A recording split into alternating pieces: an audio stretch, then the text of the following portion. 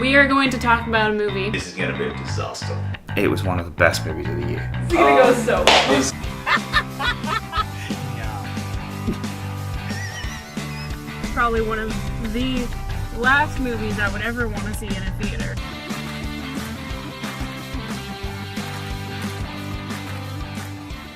Hello and welcome to 10 Years On. I am your host, Jacob London, and today we are going to be talking about the two releases on February 19th, 2010. But before we get to that, I'm joined by my wonderful panel. Taylor, how are you?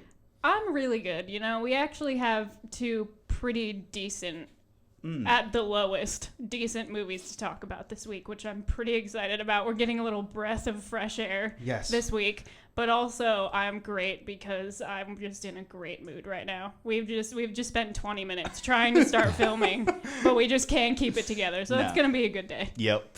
Nick, how you guys going? Oh, doing good. No, as Taylor said, it's nice to have a bit of respite with the quality of film we had this week. So I'm excited to chat about them. Peter? I'm massively inappropriate. I'm just going to leave that one there. All right, guys, let's move on to the first of our two films. We are, of course, talking about Shutter Island. In 1954, a U.S. Marshal investigates the disappearance of a murderer who escaped from a hospital for the criminally insane. Of course, starring Leonardo DiCaprio. All right, let's do poster talk. Who took this picture of Leo and was like, this is flattering?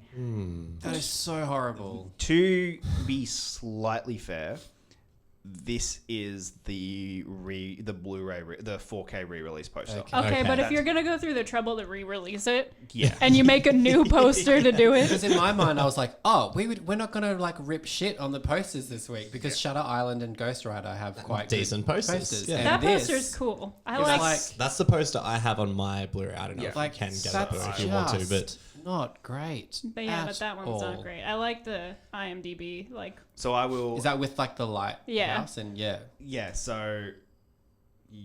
Bit of...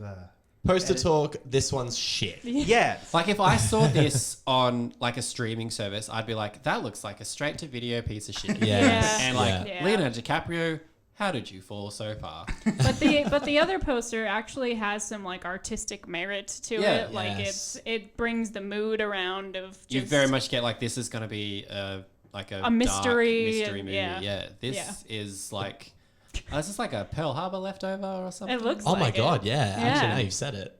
And this doesn't tell a story at all. Like you don't really know what tone you're It- supposed to be getting from this It one. tells you that you will watch this movie because Leonardo Yeah, DiCaprio exactly. is in it. That's And basically. and we'll also like we won't even really hype up that it's a Martin Scorsese movie because it's written in like the tiniest. look at you can barely see it. barely see It's it. like hidden in his collar. Oh my Yeah. god, It's I didn't even yeah. see that.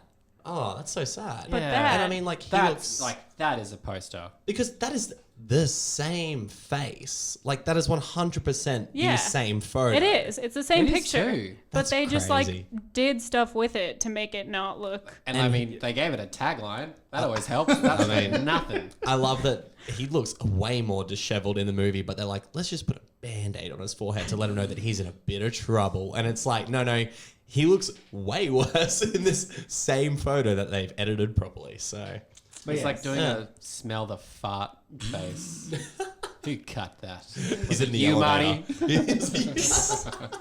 So, yeah, there's So- the poster. We've got both versions of the posters there. Yeah. So before we jump into this, am I the only person that watched this for the first time? No, No. I've seen this before, yeah. I have seen it before, yes. So everyone else has seen it before. Yes. I watched So it for you the watched it- first oh, time. Yeah. Okay. Just want to get Yeah. that across Right, because yeah. I'm going to have a different perspective, Yeah, I think. I hadn't seen it in 10 years, and I only remember like the twist. So watching it again, I was really taken. I was like, this movie is beautiful to look Oh, at, like shit, yeah. haunting, but the visuals were really, really beautiful. And I'd forgotten like, oh, Michelle Williams is in this, Yeah. and Mark Ruffalo's in this, and So just before we actually get into spoilers, this show we do spoilers every week, but again, these two movies, spoilers. We will be Yeah. spoiling these movies I- completely because you cannot talk about these films without talking about the spoilers. Yeah, So, it's impossible. yeah, I do want to say, I like I have said, this is the first time I ever watched this movie, and I never had it spoiled for me. Like That I is didn't great. know Yeah, what was. okay. I had no idea what I was getting into That is a Right. rarity. at all. Yeah. Like I knew nothing other than the fact that obviously he ends up on an island and has to investigate something. That's about as much as anyone had ever told me Right. about it. If Shutter Island So- came out in 2020, would have been spoiled Yeah, beyond. I know, Yeah. I know. But so I didn't know what it was going into it, and as someone, I'm be curious to hear what you guys think about this because as someone watching it for the first time, the first probably fourth, maybe a little longer of the movie, I just was not into it because I was so Okay. confused. Right. Like yeah. I just feel like, and I guess like by the end you're like, oh okay, like I get it, but in that first watch of it, I kind of went, I don't know about this. It's a very okay. disorientating first third, and obviously once it's revealed that he is an inmate on the Yeah. like, it makes sense because so much happens so quickly that sort of like it could only be real because it's in his head. So with things happening like that, especially when he first gets onto the island, and then within 10 minutes you're in 3 different locations, you've met like 5 new characters.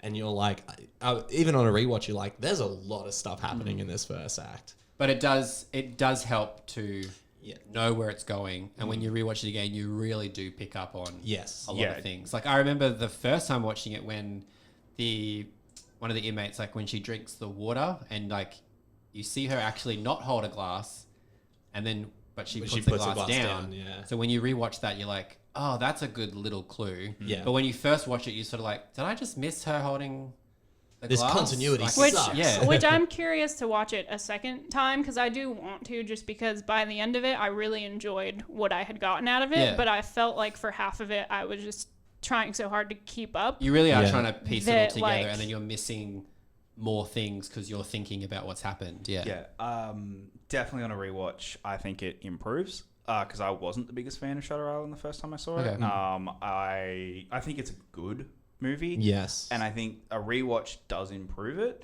But then at the same time, I do think that first hour is a struggle. Like it's the first hour feels its length.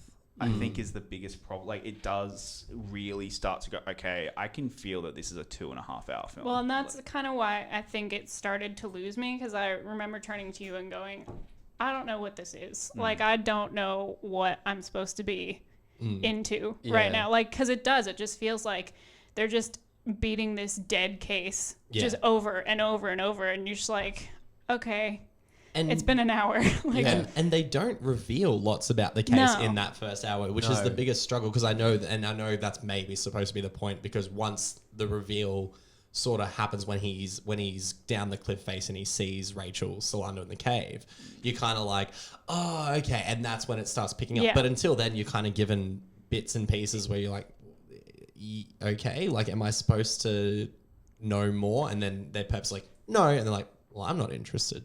I think it would have helped if you kind of knew that Rachel, if you knew that they were abusing the staff, the patient Yeah. earlier. The Yeah. fact that that's late to like the late second act twist. That's almost like the climax of the almo- movie. Yeah, it's just before the third act. Yeah. And that's your like, I mean- okay, we're going into the finale.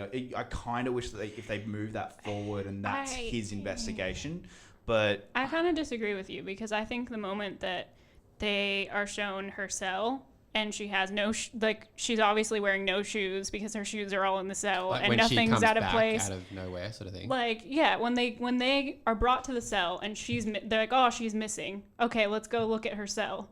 And no one's in there. And they're like, both of her pairs of shoes are here.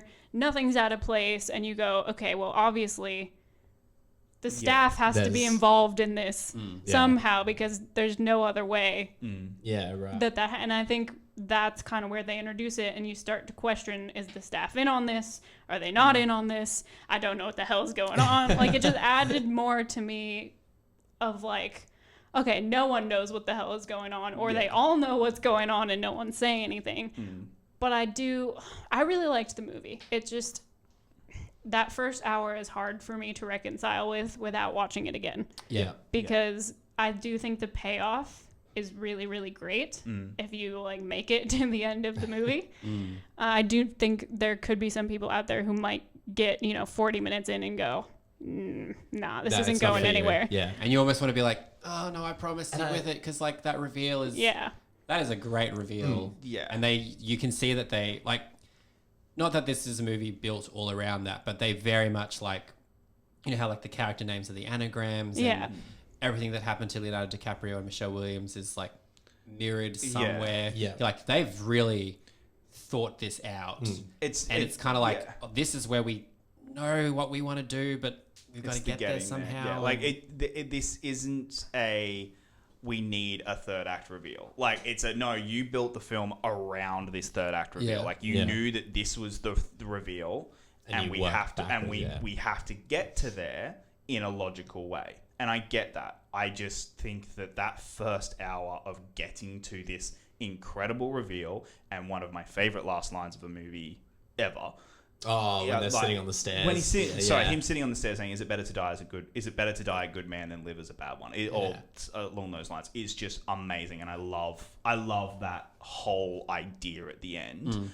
Just that first hour is a slog. It really feels like a slog, even as someone who knows what's coming, and I think it's interesting, and I'm very curious to see what you think when you do rewatch it at some point. 10 Yeah. years from now. Because We'll do like, that when 20 you think years of Martin Scorsese movies, like Yeah. Shutter Island is never like you sort of forget that it's That a Martin is, yeah. Scorsese movie. Like watching it, I was almost like, this feels a little bit Christopher Nolan-esque. A little bit, yeah. I would and, agree like, with you that. never think, or when you're thinking of Martin Scorsese movies, Shutter Island is never like in the first 5 movies you think of. Like it's kind of just, it came out, did great business, but it doesn't have the staying power because as a whole, it's not like the ending is great and there's so many great bits in it, but as a whole, it just doesn't quite hold it all together because of the first act. And That's again, I'm shocked. Look, it's February.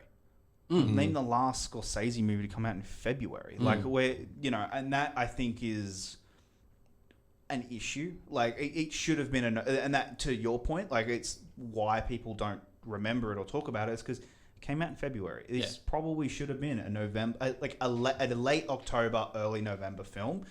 Perfect for this, and I think it would have done just as well, and it probably would have been like talked about at the Oscar season, especially that year when there was 10 nominees. Like first time you're doing 10 nominees, hey, Shutter Island might get it instead of Blindside. Or it could have been like a Halloween movie. Yeah. Because I remember the trailers very much played up the horror elements aspect of it. and yeah. Ben Kingsley's line of saying like, it's like she evaporated through the walls. And you like that trailer, you're like, oh, it's like a ghost story. Like they could have really gone scary movie, Halloween season, boom. Make some money on that. I think a positive for the film though is, as Peter was saying before, it is a beautiful. Oh, Yes. God. The dream sequences, I guess you Yeah. call them. The red is like, It's so red.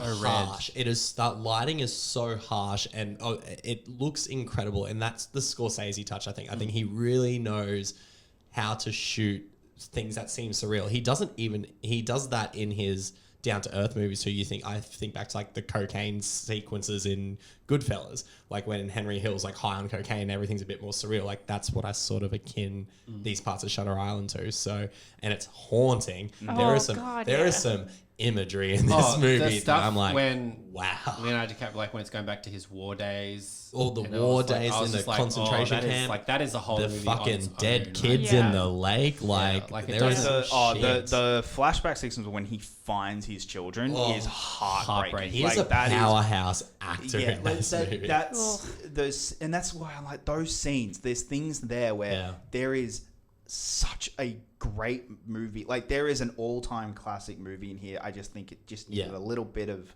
trimming, and you could have maybe cut it down to 2 hours, a good solid 2 hours. I just think there's 20 minutes of fat on there that we maybe didn't need. Michelle Williams too Oh. in those Oh, yeah. scenes is just Because like at the end is when you see her for her, and like all the flashbacks. There's like, you could say there's a little bit of theatrics to it because obviously she's saying the things that he's thinking, and you sort of like you could have some people going, oh, she feels like she's hamming it in up a a completely bit, different movie, and you go, there's a reason for it. Like, again, it's like there's just little things that if you stick with it, it all pans out. It's definitely a movie that I think stands out in Scorsese's films because you have to think about it and view it a different way than his other films, in my opinion. Yeah, like you for have to go into this movie with a different mindset because it's dealing with just the psyche of a man and breaking it down and breaking down what the brain can do to you and what can happen if you have a traumatic moment that just fucks you. Like your brain is done after that. And I've never seen a Scorsese movie that has done something like that. This is very much very out of his wheelhouse, zone, I say. I guess. Yeah. I mean, it's interesting that DiCaprio basically, like, he is incredible in this movie, but he has the same real role twice this year in this and Inception in terms of, like, this guy who's battling, Yeah, battling it's- a mental torment with a lost loved yeah. one, and It's just interesting yeah. that this year he has those same in kind of things. in a not real life situation. So interesting. Poor Leo, he's going through some shit. All right, guys, let's. He'll be fine. Guys, don't spoil the next 10 years for me. I don't know. 5 years from now, he wins an Oscar. Should have won it in 3. All right, let's move on to a limited release film. So Shutter Island was the only wide release film that was released. However, I did want to actually talk about this film because it is a fairly big one. It does open eventually in wide release. But we're going to talk about it today because that is The Ghost Writer. A ghostwriter hired to complete the memoirs of a former British Prime Minister uncovers secrets that put his life in jeopardy. Poster talk? Well, first of all, whoever decided that was a good picture of Ewan McGregor should be shot because that's like wrinkles and bags galore. Like Pierce Brosnan, brooding, Yeah. owning it. Like, this is Yeah. me. Like, I'm a sexy silver fox. Go for it. Ewan McGregor, I'm on this poster too. But that's how Leo should have looked on the Shutter Island poster. It is though. Yeah, It like, really is. Ewan McGregor, that's the face of someone who's seen some shit. Yeah. And Which is makes sense fair. for the movie, but when you do a poster like and At it's least Ewan the poster, McGregor, make The your poster leading is man selling the slightly movie. attractive. Like, come on, what is that? Yeah. He looks like he's about 60 in that poster. what is that? I like the design of the poster though a fair bit. It Yeah. definitely is, especially when you start looking into the background. Once you've seen the movie, everything sort of all makes sense. I mean, very bold movie. the The background the picture background of Ewan Ewan's McGregor, I was picture. like, that is spoiler. yeah, yeah. Well, I mean, there's no context, which is No, kind of no, still, but that's after you've seen the movie, You you just go. go, You're like, oh, It was there the whole time. So before we get into this, I think we should, just in case people don't know, who wants to break down what a ghostwriter does? Because that's not a very common thing outside of. That's true. Do we? Does Sure. anyone, you want to go for it, Nick? I'm We're going to gonna be look at Nick. the resident explainer. So basically, when extremely famous people, sometimes maybe not famous people, are having their life story written about them in a biographical sense, a ghostwriter will follow them around everywhere, ask them questions about their lives, and ultimately be the person who writes the stories for them. So they'll get the anecdotes. So in this movie, Pierce Brosnan's the former prime minister, and he's talking about his time as prime minister, and Ewan McGregor goes, we should start the book with your childhood, because you're a massive dick in the public eye, we want to kind of make you look good, so we'll start with your childhood. And then ultimately Pierce Brosnan goes, as a child I was a rich white man in England, and Ewan McGregor makes it sound like I had certain struggles growing up. And that's what the ghostwriter does, is they take a boring fucking life story and make it readable for 300 pages. I should have said that. They to make be honest. white privilege sound interesting. But yes, that is what they are. So, the ghostwriter. Basically, Pierce Brosnan's Tony Blair, right? Yes. Like, he's 100% Tony So Blair. I was reading the IMDb trivia, and the author of the book has specifically come out and said he is portraying Tony Blair. Yeah, because, look, I thoroughly enjoyed this film. I did too. So on board. I was so interested in the was, whole thing. and I was waiting for the next thing to happen. I was so excited. Like, it was just, this is my kind of movie. I love these political thrillers where you're sitting on, like, you're deep diving into politics. It's and the you're dark side of politics. and I It's, love that. I just could not stand the fucking dialogue. Dude, Yeah. they Because it literally was took the book and bad. went, read this as lines. Yeah. It'll be fine. It's not. It doesn't feel like an adaptation. That's the worst part. No one sat down and said we need to make this feel like a movie rather than, because when you're reading the book, and if I was reading what they were saying, I could visualize a lot of things, but then I'm hearing them say it, and I'm Yeah. like, this is not normal. This isn't how people talk. Like, it's so bizarre that you'd read, like, the line that we always say, like, there's a part in the movie where they can't get a hold of, well, they think they can't get a hold of Ewan McGregor, and he claims that I couldn't charge my mobile phone. That is not a line that people say.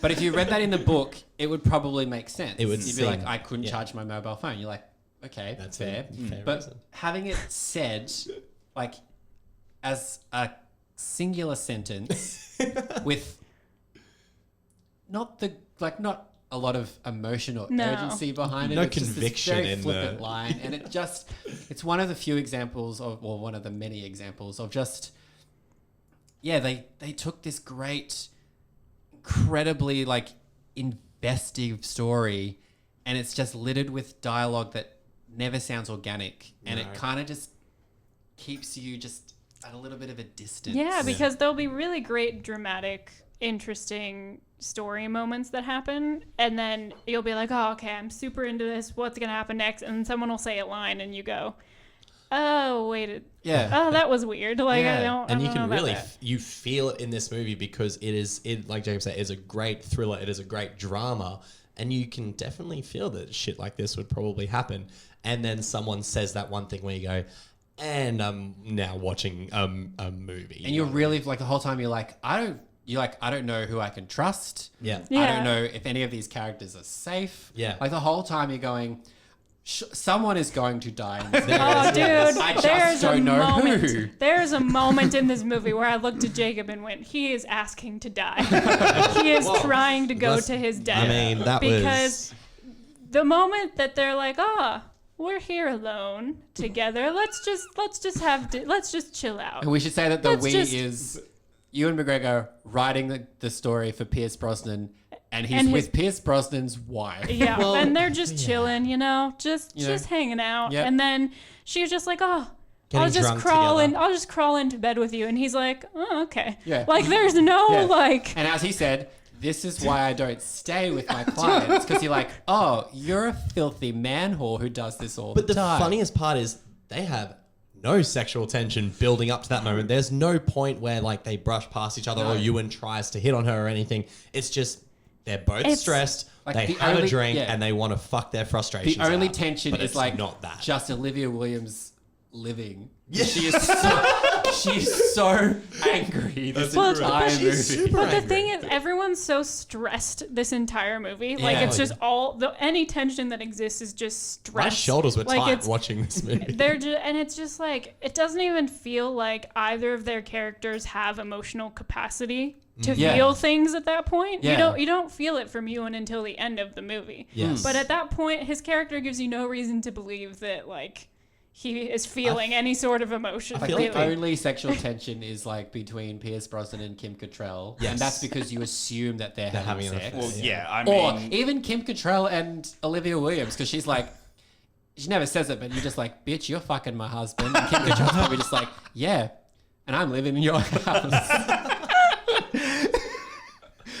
that sums up this film. That perfectly the sums best, it up. the best part about this film, the most joy that I got from anything about this film is we got his Obi-Wan voice back. Oh.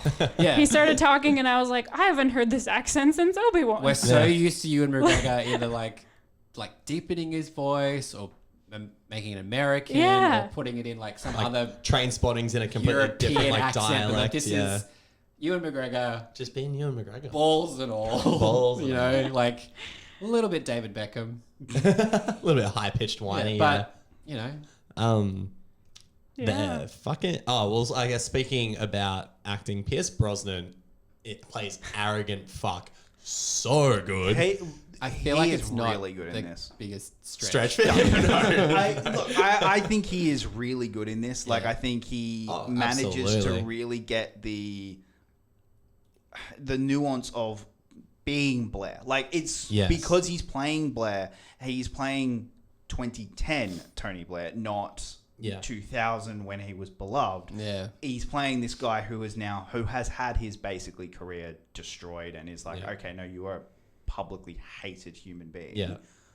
And he's playing it incredibly well. And I think this is one of the better performances we've seen from him. Because it's great that like we've had in the last few weeks, we've had this and Percy Jackson. Yes. With Pierce Brosnan. The double dose of All PB. Pierce Brosnan needs is a good script, and then you're like, and he hasn't even been given a great script in this because the dialogue is terrible. No. But he's absolutely like embodying Yeah. the Tony Blair aesthetic. Yeah. And I think that also comes down to, look, this quite elephant in the room is Roman Polanski directed this Oh, film.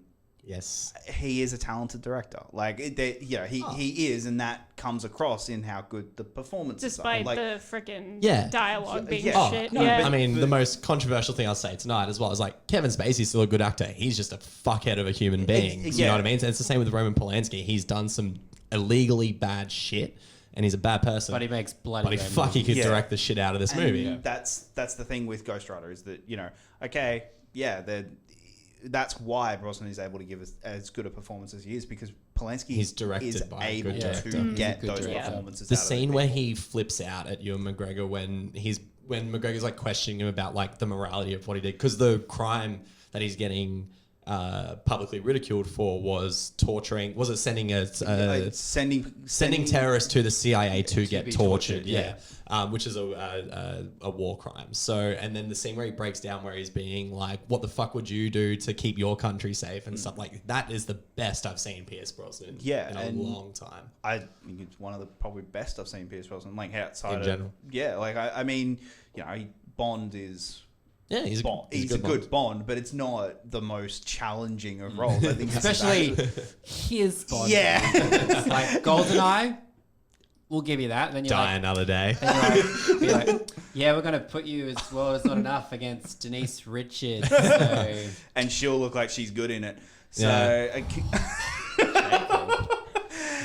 Yeah. But I just want to I say, do not speaking like that of movie. like bad actors, like, do you know who was meant to be Ewan McGregor? No. Nicolas Cage. Get fucked. Oh yeah, no. Nicolas I have heard this. Cage, Pierce Brosnan. I want this movie. Tilda Swinton was meant to be Olivia Ooh, I Williams could see and Kim Tilda Cattrall. They were the Swinton, yeah. original four. Then it got like delayed in filming, and Nicolas Cage and Tilda Swinton had to pull out. But Nicolas Cage and Pierce Brosnan in this movie would have been like just a whole other level of crazy. I can't. But I can't see it that. either. I Oh. can't. See, Nick's heart is broken because he wanted this version of this I movie can so see bad. it. I can see Nick Cage as Pierce Brosnan. I can't see him as Ewan McGregor. He plays Tony Blair. No, but like in all seriousness, like, I can, Can we just get? Can we just get Nicolas? Or we get Nicolas Cage playing both? You know what? While we're at it, put him in a wig. He can be all four. Please. I had to charge my mobile phone. I think I'm movie going to so leave bad. that one there, guys. So, Ghost Rider recommendation from all of us. Yes, Yep. absolutely. Yeah. Yep. So Yeah. definitely check it I out. would recommend both movies this time Yeah, around, yeah, guys. sure. Is Like- it the first like- week I think we've so, had yeah. where we've actually Yeah, like, like, all, guys. It's like, all the movies savor included. this, guys, because it's not going to happen a lot that we're saying watch 2 movies. Yes. Yeah, good definitely. So, all right. Limited release films this week were Defender, The Good Guy, Dream Killer, Happy Tears, and Blood Done, Sign My Name. No. Never heard of Not any a of single them. one of those. Is the Defender like?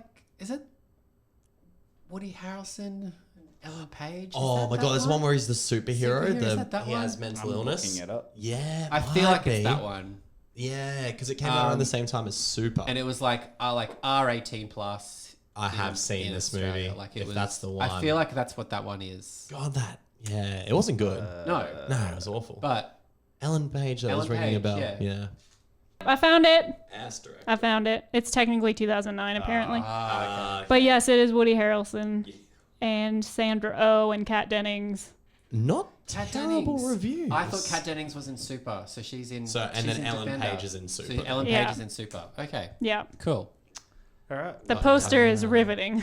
Is that the one? Oh, is it the- same one I am? the- Yeah, cool.